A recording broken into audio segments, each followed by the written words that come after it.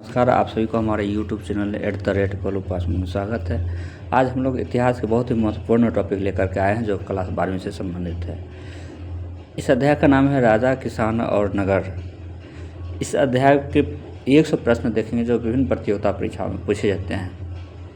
BPSC शिक्षक पात्रता परीक्षा यानी शिक्षक भर्ती परीक्षा, railway, SSC, banking, BEd entrance exam सभी बच्चों के लिए उपयोगी है। तो आइए देखते हैं 100 प्रश्न है जो इस प्रकार से दिया हुआ है। पहला प्रश्न दिया हुआ है आपका, राजा, किसान और नगर अध्याय किस काल से संबंधित है, यानी किस अवधि को इस अध्याय में वर्णन किया गया है। इसका हो जाएगा 600 ईसा पूर्व से 600 ईस्वी तक, इसलिए इसका उत्तर हो जाएगा ऑप्शन बी, 600 ईसा पूर्व से 600 ईस्वी तक के इतिहास का इसमें वर्णन मिलता है। उस समय के सामाजिक स्थिति, राजनीतिक स्थिति कैसी थी, इसके बारे में जो है इस अध्याय में वर्णन किया गया। चलिए अगला प्रश्न को देखते हैं। प्रश्न नंबर 2 नंबर प्रश्न कहता है, इस अध्याय का मुख्य स्रोत क्या है। तो इस अध्याय का मुख्य स्रोत है अभिलेख और सिक्के। क्या है? अभिलेख और सिक्के, तो इसलिए इसका आंसर हो जाएगा सी, अभिलेख और सिक्के, ऑप्शन सी। अगला प्रश्न को देखेंगे। प्रश्न नंबर 3, मौर्य साम्राज्य का संस्थापक कौन था। मौर्य साम्राज्य के संस्थापक कौन था, तो इसका उत्तर हो जाएगा बी, चंद्रगुप्त मौर्य इसके संस्थापक थे। कौन थे? चंद्रगुप्त मौर्य। मौर्य साम्राज्य के संस्थापक चंद्रगुप्त मौर्य थे, तो इसलिए इसका ऑप्शन बी हो जाएगा। अगला प्रश्न को देखेंगे। प्रश्न नंबर 4 को 4 नंबर का था, मौर्य काल की राजधानी कहाँ थी। पाटलिपुत्रा हुआ करती थी मौर्य काल की राजधानी, इसलिए इसका उत्तर हो जाएगा सी, पाटलिपुत्रा। अगला प्रश्न को देखेंगे। प्रश्न नंबर 5 नंबर प्रश्न का था, अर्थशास्त्र के लेखक कौन थे। तो अर्थशास्त्र के लेखक कौटिल्य हुआ करते थे, जिसका नाम विष्णुगुप्त भी है। इसका उत्तर हो जाएगा ऑप्शन सी, कौटिल्य।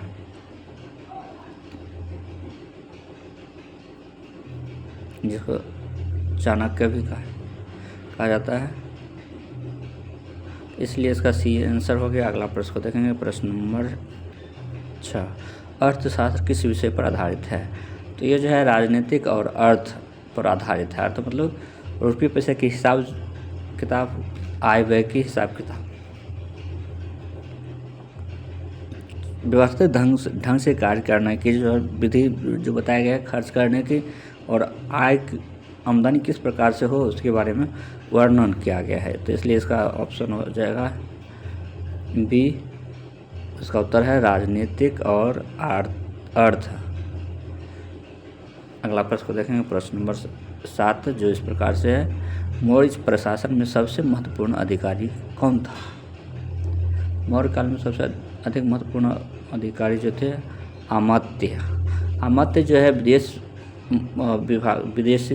जो है मंत्रालय देखा करते थे, इसे अमात्य कहा जाता था।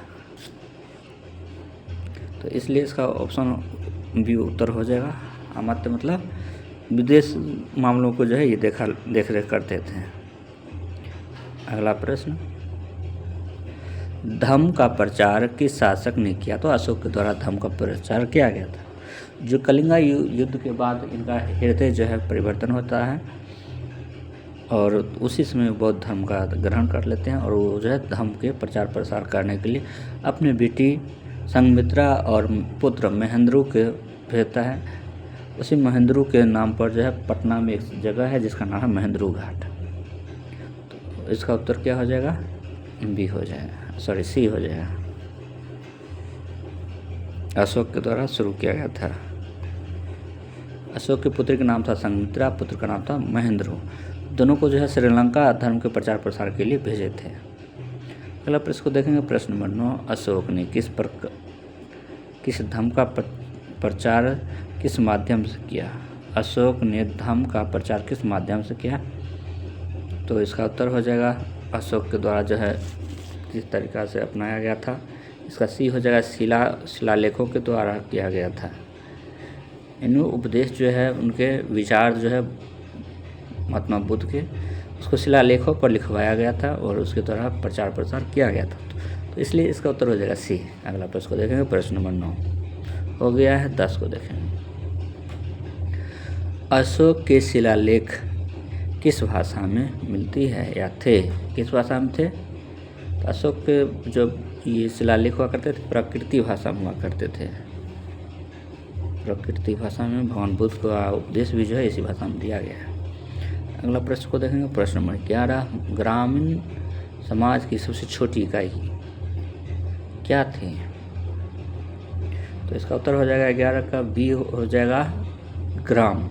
ग्रामीण का जो है सबसे छोटा इकाई ग्राम हो जाएगा, इसलिए इसका ऑप्शन बी हो जाएगा उत्तर, ऑप्शन बी। अगला प्रश्न को देखेंगे, प्रश्न नंबर 12, ग्राम का मुखिया कहलाता था, क्या कहलाता था? तो ग्रामिक कहलाते थे। क्या कहलाते थे? ग्रामिक। तो इसलिए इसका उत्तर हो जाएगा 12 का बी हो जाएगा, 12 का बी। अगला प्रश्न देखेंगे 13 नंबर,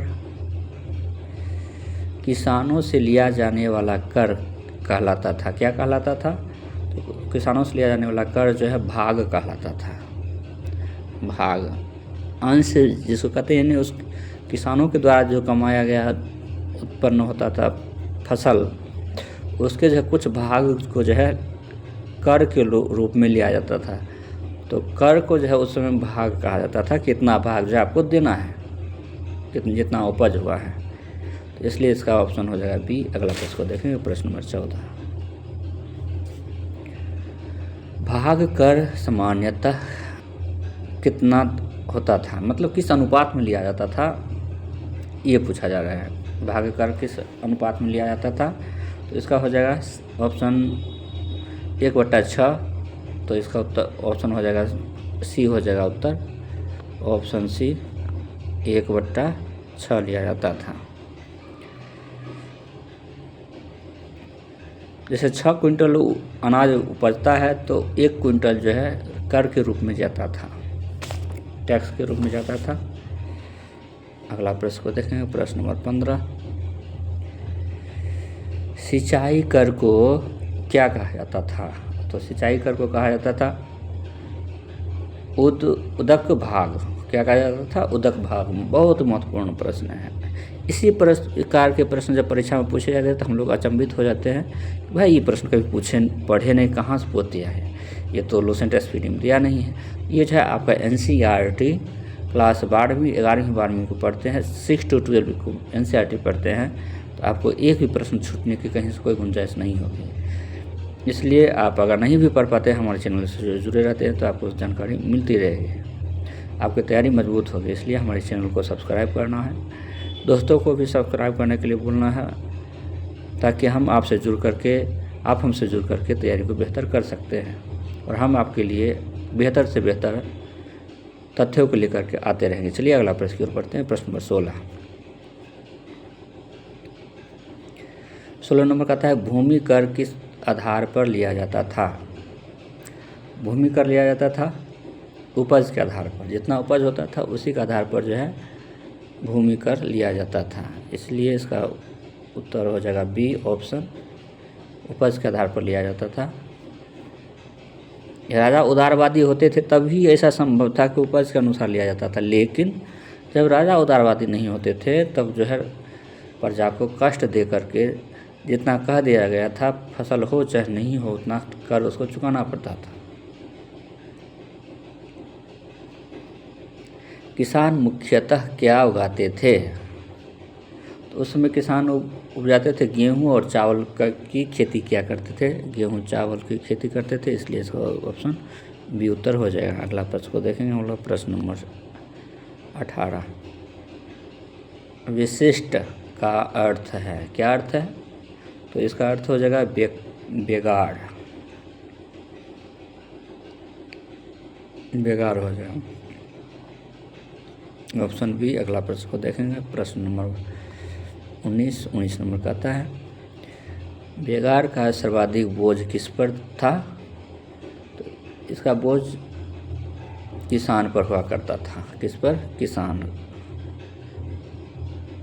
पर हुआ करता था। अगला प्रश्न को देखेंगे, प्रश्न नंबर 20। ग्राम समाज में प्रमुख भूमिका किसकी थी? तो ग्राम समाज में प्रमुख भूमिका थी वो किसान की थी, किसानों की हुआ करते थे, इसलिए इसका उत्तर बी हो जाएगा, ऑप्शन बी। ग्राम समाज में प्रमुख भूमिका किसानों की थी। अगला प्रश्न को देखेंगे, प्रश्न नंबर 21। नगरों का विकास किस कारण हुआ? तो नगरों का विकास होने का कारण क्या है?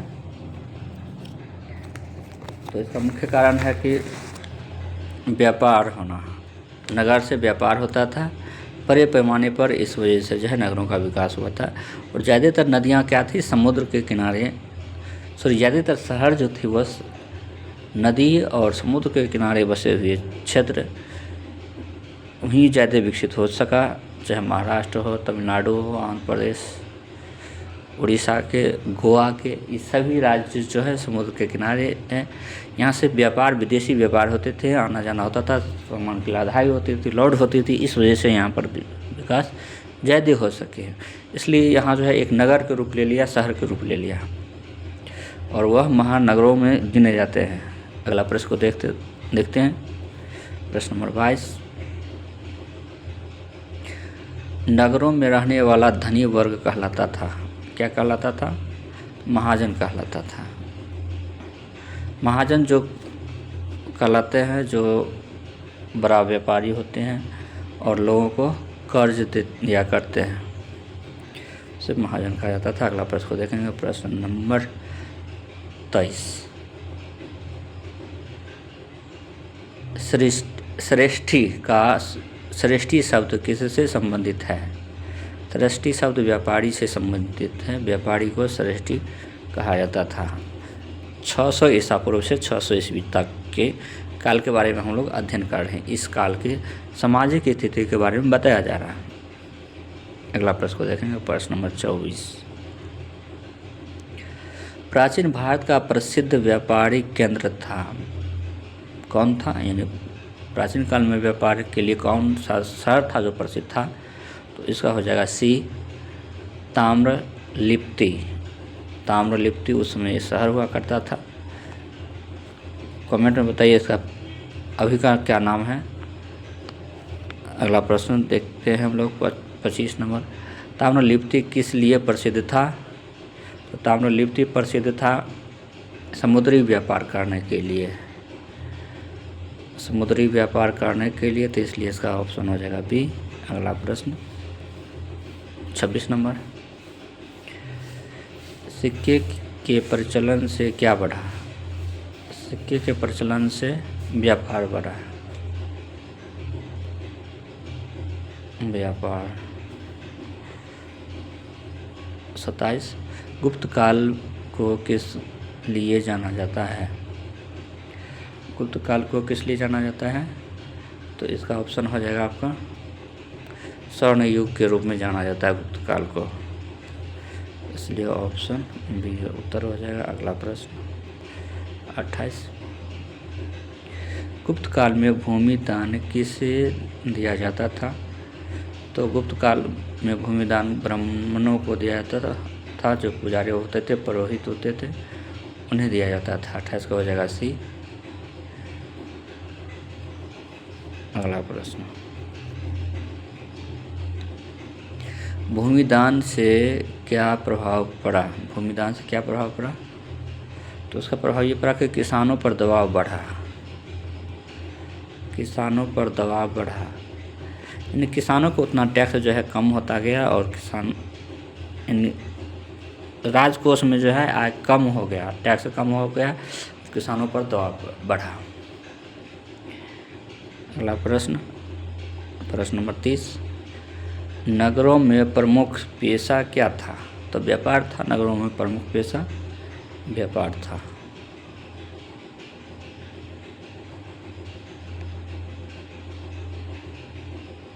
सी हो जाएगा व्यापार, इसका व्यापार हो जाएगा सी ऑप्शन। अगला प्रश्न, शिल्पकार किससे जुड़े थे? तो शिल्पकार जुड़े हुए थे उत्पादन से, वह उत्पादन क्या करते थे, वस्तु का निर्माण करते थे। तो इसलिए इसका ऑप्शन बी हो जाएगा। अगला प्रश्न, नगरों में कर वसूलने का कार्य कौन करता था? नगरों में जो काम करता था, अमात्य करते थे। अमात्य, अमात्य के अर्थ बताए थे पिछले प्रश्न में। इसका होता है विदेशी मामले की देखभाल करते हैं। तो विशेष तौर विशेष अधिकार ये भी दिया गया होगा उनको कि नगर के आप कर वसूला करेंगे। 33 नंबर, प्राचीन नगरों में सड़कें कैसी थी? चौड़ी और नियोजित हुआ करती थी। इसलिए इसका ऑप्शन सी हो जाएगा। अगला प्रश्न, मथुरा नगर किस लिए प्रसिद्ध था? मथुरा नगर प्रसिद्धि का कारण है कृषि, व्यापार और शिल्प के लिए। व्यापार होता था और शिल्पकार हुआ करते थे यहाँ पर, वस्तु के निर्माण करने वाले। अगला प्रश्न को देखेंगे, प्रश्न नंबर 35, उज्जैन किस व्यापार मार्ग पर स्थित था? उज्जैन उत्तर दक्षिण मार्ग पर व्यापार स्थित था, उत्तर दक्षिण मार्ग पर। Option B. 36 नंबर देखेंगे, जनपद शब्द का अर्थ है। जनपद जो है जिला को कहा जाता है, अभी भी उत्तर प्रदेश का में जिला को ही जनपद कहा जाता है। यहाँ पर जिला नहीं तो नगर हो जाएगा, नगर को कहा जाता था। तो 36 का हो जाएगा आपका, सॉरी क्षेत्र का। जिला को जो है क्षेत्र भी कहा जाता है, नगर हो गया, राजधानी शहर हो गया, जनपद क्षेत्र हो गया, जनपद। अगला प्रश्न, महाजनपद क्या करते थे? सॉरी, महाजन क्या करते थे? महाजन क्या करते थे? तो महाजन ऋण देते थे। पहले बताया थे, इससे पिछला प्रश्न में हमने जिक्र किया था इसका कि वो ऋण देते थे, बड़ा व्यापारी हुआ करते थे। ऋण किसान लोग लेने जाते थे उनसे, महाजन से, और नहीं चुकाने पर महाजन क्या करते थे, उससे जमीन को हड़प लिया करते थे। नगरों में किस वर्ग की संख्या कम थी? तो नगरों में किसानों की संख्या कम थी, व्यापारी अधिक होगी, शिल्पकार होगी, अधिकारी होंगे, लेकिन किसान बहुत कम हुआ करते थे। अभी भी वही हाल है, नगर में जो है किसान लोग नहीं के बराबर होते हैं। अगला प्रश्न, करों का मुख्य उद्देश्य था, क्या था? करों का मुख्य उद्देश्य था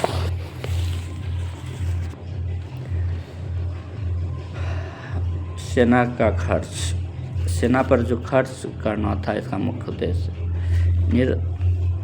देश की रक्षा के लिए जो है सेना पर खर्च किया जाता था, टैक्स लेकर के जनता से। अभी भी वही बात है, टैक्स लेकर के जो है शिक्षा, चिकित्सा, सड़क, सेना, इसी सब पर जो है खर्च किया जाता है। करने का मुख्य उद्देश्य होता है साइंस टेक्नोलॉजी डेवलप करने के लिए, जन कल्याणकारी योजना लाने के लिए टैक्स जो है ये किया जाता है। 40 नंबर, राजस्व का प्रमुख स्रोत क्या था? तो उस समय जो था भूमि कर था, इसलिए ऑप्शन बी उत्तर हो जाएगा। अगला प्रश्न, प्रश्न नंबर 41, शासक की शक्ति का आधार क्या था? तो सेना और कर। 41 का बी हो जाएगा, सेना और कर। अगला प्रश्न, किसान विद्रोह का मुख्य कारण क्या था? तो इसका हो जाएगा कर का बोझ होना। कर का बोझ हो गया था किसानों पर अधिक, इस वजह से किसान जो है विद्रोह करना शुरू कर दिया, क्योंकि उन पर जो है अतिरिक्त दबाव दिनों दिन बढ़ते जा रहे थे, उनके कल्याणकारी योजना नहीं आ रही थी। इस वजह से जो है उन्होंने क्या किया था, विद्रोह करना शुरू कर दिया था। अगला प्रश्न, नगरों में कौन सा वर्ग सबसे प्रभावशाली था? तो व्यापारी वर्ग अधिक थे, तो इसलिए इसका जो है प्रभाव क्या था? अधिक था। आज के समय में भी वही हाल है। अगला प्रश्न, दास प्रथा किससे जुड़ी थी? तो दास प्रथा सामाजिक असमानता से जुड़ी हुई थी। सामाजिक असमानता, इसलिए इसका उत्तर हो जाएगा ऑप्शन बी सी।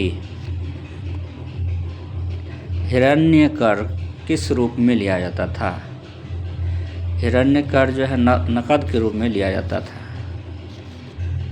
नकद के रूप में मतलब कैश रुपया जो है लिया जाता था। अगला प्रश्न, राजा की आय का उपयोग किस में होता था? सेना व प्रशासन में होता था। सेना और प्रशासन, इसलिए इसका ऑप्शन हो जाएगा बी। अगला प्रश्न हो जाएगा 47 नंबर।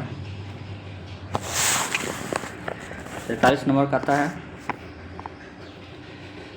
नगरों में मंदिर की भूमिका क्या थी? मंदिरों की भूमिका क्या थी? तो ये था आर्थिक केंद्र हुआ करता था। ये जो है 600 ईसा पूर्व से 600 ईस्वी की बात कर रहे हैं हम लोग। आर्थिक केंद्र हुआ करती थी, इसलिए इसका ऑप्शन बी हो गया। अगला प्रश्न को देखेंगे 46, व्यापारियों का संगठन कहलाता था। क्या कहलाता था? तो श्रेणी कहलाता था। व्यापारियों का संगठन क्या कहलाता था? श्रेणी कहलाता था। याद रखेंगे, इसको भूलना नहीं है। इसका ऑप्शन सी हो जाएगा। क्या हो जाएगा? सी हो जाएगा।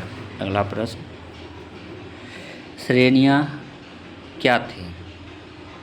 व्यापारियों का संगठन थी। पिछले प्रश्न पढ़े हैं, यहाँ पर नहीं दिया हुआ है। चलिए अगला देखते हैं। वहाँ अर्थ पूछा गया है। अगला प्रश्न 49 का क्या हो जाएगा? बी हो जाएगा। शिल्पकारों का संघ था। श्रेणियाँ, वहाँ श्रेणी था, यहाँ श्रेणियाँ की बात की गई है। ये किसका संघ था? तो शिल्पकार, इसलिए उसका ऑप्शन बी हो जाएगा। अगला प्रश्न 50, नगरों के विकास में क्या जुड़ा? नगरों के विकास में क्या जुड़ा? तो सामाजिक विविधता जुड़ा। 50 का बी हो जाएगा, सामाजिक विविधता जुड़ा, इसलिए इसका ऑप्शन बी। अगला प्रश्न को देखेंगे हम लोग। प्रश्न नंबर 51 नंबर का आता है, प्राचीन भारत में सिक्के किस धातु के होते थे? किस धातु के यानी बने होते थे? तो इसका हो जाएगा सोना चांदी के बने होते थे प्राचीन काल के सिक्के, इसलिए इसका ऑप्शन सी हो जाएगा उत्तर। अगला प्रश्न को देखेंगे, किसान किस पर निर्भर थे? किसान किस पर निर्भर थे? तो वो जो है मौसम पर निर्भर क्या करते थे? मानसूनी कृषि होती थी। उस समय कृषि पद्धति उतना विकसित नहीं थे,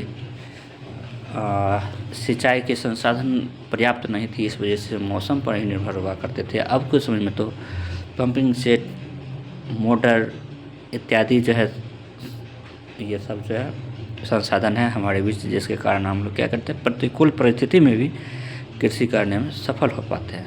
अगला प्रश्न,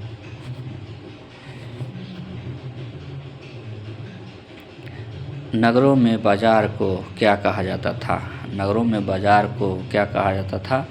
53 का हो जाएगा डी, हाट कहा जाता था। हाट, अभी भी हाट कहा जाता है। अभी भी हाट कहा जाता है। अभी जो गांव नगर के नहीं, ये गांव घर के होते हैं, छोटा सा जो लगती है उसको हाट कहते हैं अभी, क्योंकि अब जो है बाजार बहुत ही विकसित कर चुकी है। समुद्री व्यापार से कौन सा नगर जुड़ा था? समुद्री व्यापार से जुड़ा हुआ नगर ताम्रलिप्ति था। ताम्रलिप्ति, इसका ऑप्शन बी हो जाएगा। अगला प्रश्न, नगरों में शिक्षा का केंद्र क्या था? नगरों में शिक्षा का केंद्र क्या था? तो इसका हो जाएगा शिक्षा का केंद्र गुरुकुल हुआ करते थे। उसमें गुरुकुल में ही जो है शिक्षा दीक्षा दी जाती थी। एक जिम्मेदार व्यक्ति बनने के जो है शिक्षा जो गुरुओं के द्वारा, आचार्यों के द्वारा दिया जाता था।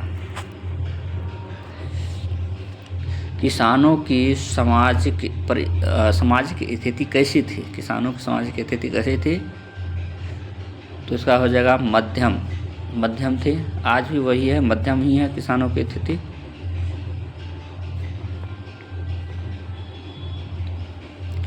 राजा को वैधता किससे मिलती थी? राजा को वैधता किससे मिलती थी? ये जो हो जाएगा धर्म से मिलती थी। इससे धर्म से वैधता मिलती थी। इसीलिए जब भी राज तिलक होता था तो यज्ञ कराया जाता था। अगला प्रश्न, यानी धार्मिक कार्य करना होता था। नगरों में कर कौन देता था? नगरों में कर देने का काम कौन करते थे? सभी वर्ग, नगर में बसने वाले सभी वर्ग को कर देना होता था, चाहे व्यापारी हो चाहे अन्य कोई हो, सभी को कर देना पड़ता था। 59 नंबर का आता है शिल्पकारों का प्रमुख कार्य क्या था? तो शिल्पकारों का प्रमुख कार्य हुआ करता था वो होगा उत्पादन करना। ये प्रश्न का रिपीट हुआ है, दोबारा आया है। अगला प्रश्न कोई बात नहीं। नगरों के पतन का क्या कारण था? तो नगरों के पतन का कारण था इसका व्यापार में गिरावट आना। व्यापार में गिरावट आने के कारण नगरों का क्या हुआ? पतन हो गया। अगला प्रश्न, किसान और राजा का संबंध कैसा था? तो किसान और राजा का संबंध शोषणात्मक था, यानी किसान को शोषण राजा के द्वारा किया जाता था, इसलिए दोनों के बीच जो संबंध था शोषणात्मक था। भूमि दान दान से किस वर्ग को लाभ हुआ? भूमि दान से किस वर्ग को लाभ हुआ?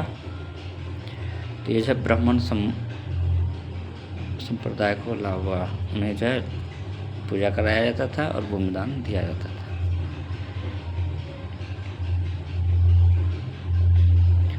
नगरों में कौन सा पेशा नया था? नगरों में पेशा नया कौन था? तो व्यापार नया था, व्यापार करना। Option B. अगला प्रश्न,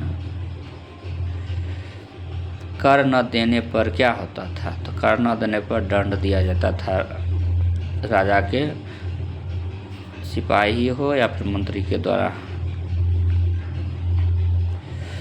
नगर किसके नियंत्रण में थे?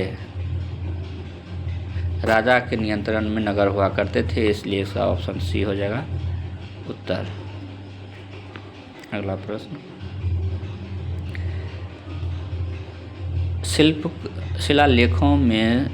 शिलालेखों से क्या जानकारी मिलती थी? शिलालेखों से क्या जानकारी मिलती थी? यहाँ से जानकारी मिलती थी शासन व्यवस्था की। उस समय के राजा महाराजा के शासन व्यवस्था कैसा हुआ करता था, इसके बारे में जानकारी जो है शिलालेख से मिलती है। 67 नंबर, नगरों में न्याय कौन करता था? तो राजा क्या करते थे? राजा के द्वारा राज्य भर में जो है प्रमुख न्यायाधीश के तौर पर राजा हुआ करते थे, उन्हीं के फैसला को माना जाता था, अंतिम फैसला माना जाता था। अगला प्रश्न, किसान विद्रोह का क्या परिणाम क्या था? तो किसान, इसका क्या परिणाम हुआ? तो इसका परिणाम ये हुआ कि दमन हुआ इसका।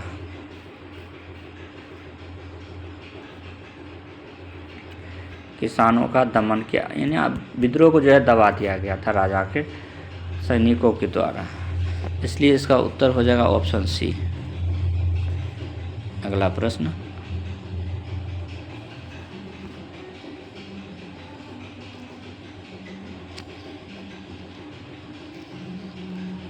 उनहत्तर नंबर प्रश्न है, कहता है कि नगरों में मनोरंजन का साधन क्या था? तो नगरों में मनोरंजन के साधन हुआ करता था वो था युद्ध कला, युद्ध प्रदर्शन किया जाता था, तो दोनों के बीच युद्ध कराया जाता था और सब लोग बैठ करके देखा करते थे, इसलिए इसका उत्तर हो जाएगा ऑप्शन सी। अगला प्रश्न, राजा, किसान और नगर अध्याय का मुख्य विषय क्या है? तो सामाजिक आर्थिक संबंध कैसा हुआ था उस समय का, कैसा रहा करता था, उसके बारे में अध्ययन करना इसका जो है मुख्य उद्देश्य है। उस परिस्थिति को समझना इसका मुख्य स्थिति है। उस समय जो राजाओं के द्वारा जो गलती की गई थी वह गलती दोबारा नहीं हो, उसमें सुधार हो, उसे शिक्षा ली जाए, इसके लिए जो है इस अध्याय का पढ़ने का मुख्य उद्देश्य है।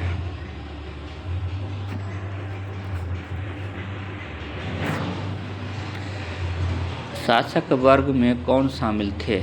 तो शासक वर्ग में शामिल थे राजा और अधिकारी। अभी कौन शामिल होते हैं? तो मंत्री और अधिकारी। किसान कर क्यों देते थे? तो किसान जो है सुरक्षा के लिए कर दिया करते थे, इसलिए इसका उत्तर हो जाएगा बी। अगला प्रश्न, नगर में उत्पादन किसके लिए होता था?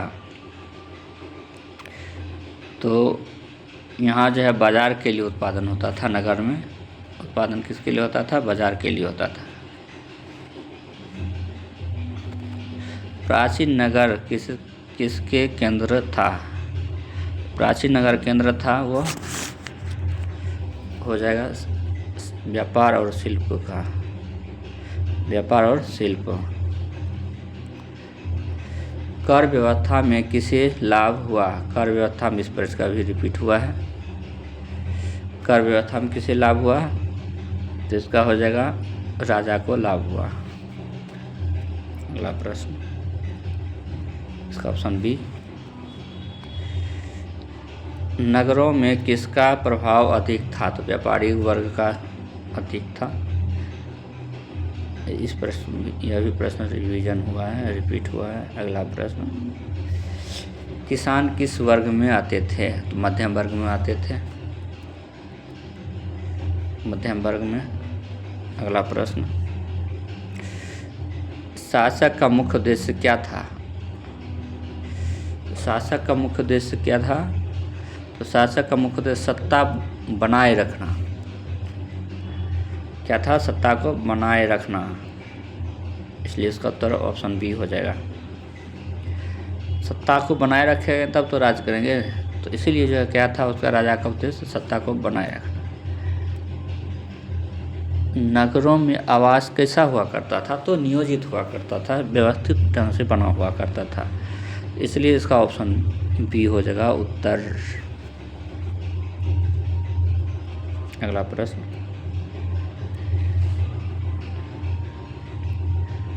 कर व्यवस्था का सबसे अधिक बोझ किस पर था? तो किसानों पर था, इसलिए इसका ऑप्शन सी हो जाएगा उत्तर। अगला प्रश्न, प्राचीन भारत में व्यापार का विस्तार क्यों हुआ? तो कृषि से हुआ, नगरों से हुआ, सिक्कों से हुआ, तो सभी से हुआ, इसलिए इसका ऑप्शन डी हो जाएगा उत्तर। Option D. अगला प्रश्न 82 नंबर का आता है। 82 नंबर प्रश्न में दिया हुआ है आपका, नगरों में किस प्रकार की अर्थव्यवस्था थी? नगरों में किस प्रकार की अर्थव्यवस्था थी? तो इसका उत्तर हो जाएगा मौद्रिक अर्थव्यवस्था थी। कैसी थी? तो मौद्रिक थी, तो इसलिए ऑप्शन सी। किसानों का जीवन कैसा था? तो संघर्षपूर्ण जीवन था किसानों का, इसलिए इसका ऑप्शन बी उत्तर हो जाएगा संघर्षपूर्ण। राजा का दायित्व क्या था? कर वसूलना, सुरक्षा देना, न्याय करना, सभी। इसका हो जाएगा सभी दायित्व हुआ करते थे, इसका ऑप्शन डी हो जाएगा। अगला प्रश्न 85, नगरों में किस वर्ग की संख्या बढ़ी? नगरों में किस वर्ग की संख्या बढ़ी? तो व्यापारी की संख्या बढ़ी, ऑप्शन बी। अगला, शिल्पकारों का संगठन किसे मजबूत करता था?